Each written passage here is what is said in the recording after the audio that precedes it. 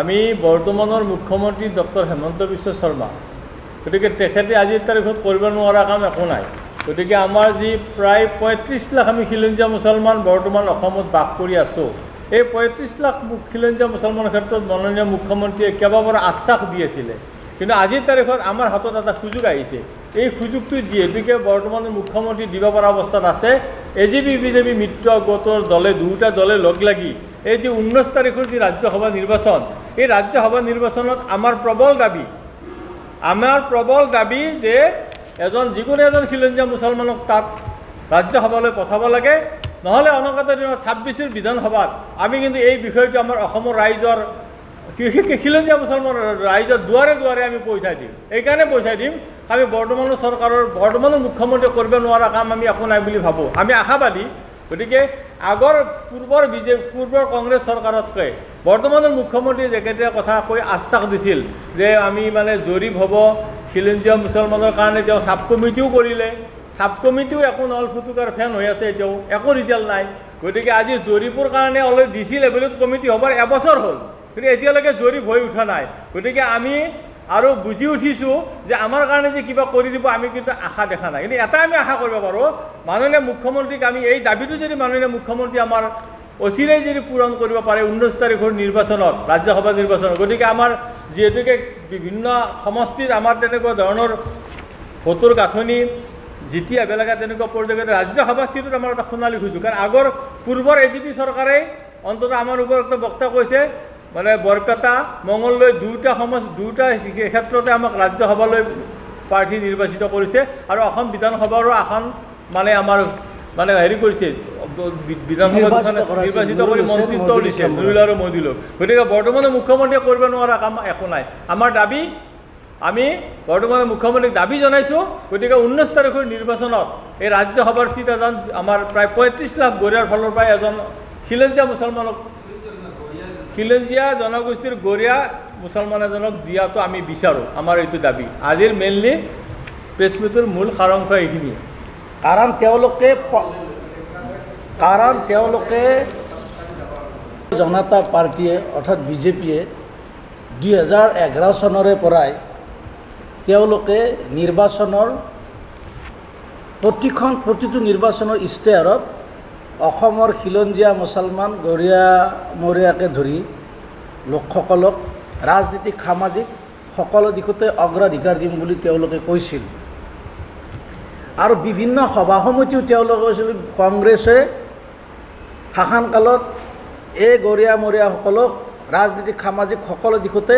বঞ্চিত কৰি অহা বুলি কৈ তেওঁলোকে শাসনৰ বাঘজৰী হাতত লৈছিল আৰু তেওঁলোকৰ কথাত আমিও উঠি ভাহি গৈ তেওঁলোকৰ প্ৰতি আকৰ্ষিত হৈ আমি ভোট তেওঁলোকক দিছিলোঁ আজি অতি পৰিতাপৰ বিষয় আজি আপোনাৰ তেওঁলোকে শাসনৰ 9 বছৰ সময় উকলি গ'ল কিন্তু আজিলৈকে তেওঁলোকে আপোনাৰ আমাক 100 কোটি টকাৰ পেকেজ দিম বুলি কৈছিল উন্নয়নৰ কাৰণে অৰ্থ সামাজিক জৰীপ কৰাৰ কথা কৈছিল আইডেণ্টি দিয়াৰ কথা কৈছিল বিভিন্ন কথা তেওঁলোকে কথাতে সীমাবদ্ধ থাকিল ভাষণতে প্ৰতিশ্ৰুতিতে সীমাবদ্ধ থাকিল কাগজতে তেওঁলোকৰ মানে থাকিল কিন্তু ফিল্ডত আজিলৈকে তেওঁলোকে কাৰ্যকৰী কৰাৰ আমাৰ পৰিলক্ষিত হ'ল আমাৰ বুলি নহয় আপোনালোকৰো হোৱা নাই পৰিলক্ষিত গতিকে যে আমি ভাবিছিলোঁ যে বিজেপি শাসনত আহিলে অন্তত অসমৰ খিলঞ্জীয়া মুছলমানসকলক ৰাজনীতিক সামাজিক সকলো দিশতে অগ্ৰাধিকাৰ কৰিব বুলি আমি আশা কৰিছিলোঁ কিন্তু অতি পৰিতাপৰ বিষয় 9 বছৰ উকলি গ'ল সাংসদ বিধায়ক দূৰেৰে কথা নিগম নিকট এজন অধ্যক্ষও তেওঁলোকে নিযুক্তি নিদিলে এজনো নাই এতিয়াও যে জিও মাজতে এজনক দিছিল মমিনুল আলক কিন্তু সংখ্যালঘু উন্নয়ন বোৰ্ডত তেওঁক নিযুক্তি দিলে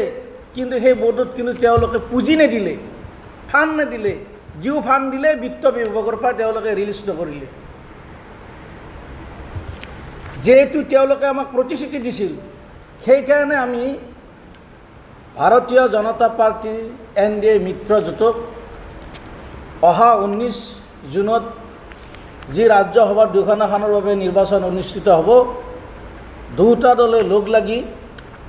এজন খিলঞ্জীয়া মুছলমানক ৰাজ্যসভালৈ নিৰ্বাচিত কৰি তেওঁলোক পঠোৱাৰ কাৰণে আমি দাবী জনালোঁ। অসম গণ পৰিষদ দলে বিগত তেওঁলোকৰ শাসনকালত অসমৰ খিলঞ্জীয়া মুছলমানসকলক যথেষ্ট ৰাজনৈতিকভাৱে অগ্ৰাধিকাৰ দিছিল। অসমীয়া মুছলমান বুলি নহয়, অসমৰ সকলো জাতি জনগোষ্ঠীক গুৰুত্ব দিয়া একমাত্ৰ ৰাজনৈতিক দল আছিল। উদাহৰণস্বৰূপে বৰপেটাৰ পৰা আতাউৰ ৰহমানক সাংসদ হিচাপে নিৰ্বাচিত কৰিছিল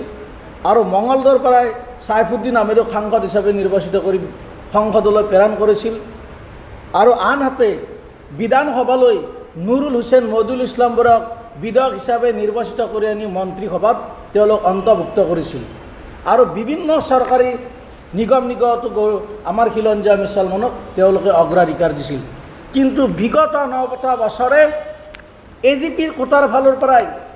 এজনো খিলঞ্জীয়া মুছলমানক আমি অগ্ৰাধিকাৰ দিয়া দেখা নাপালোঁ। যে আমাৰ সন্দেহ হয় এজিপি কোনোবা সাম্প্ৰদায়িক দলৰ দ্বাৰা পৰিচালিত নেকি, আমাৰ সন্দেহ হয়। আজিও কিন্তু অসম গণ পৰিষদৰ প্ৰতি আমাৰ আস্থা আৰু বিশ্বাস আছে যে এইটো আমাৰ এইটো আঞ্চলিক দল, আমাৰ এইটো ৰাইজৰ দল আছিল। গতিকে আমি তেওঁলোকক বিশেষকৈ অনুৰোধ জনাইছোঁ, তেওঁলোকৰ দলত কাম কৰি থকা আমাৰ কেইবাজনো খিলঞ্জীয়া মুছলমান লোক আছে, সেই লোক এজনক তেওঁলোকে ভাৰতীয় জনতা পাৰ্টীৰ লগত NDAৰ লগত লগ লাগি সাংসদলৈ নিৰ্বাচিত কৰাৰ কাৰণে আমি দাবী জনাইছোঁ। নহ'লে অসমৰ খিলঞ্জীয়া মুছলমানসকলে অনাগত 26ৰ বিধানসভা নিৰ্বাচনৰ এই দুটা ৰাজনৈতিক দলৰ বিষয়ে চিন্তা চৰ্চা কৰিব।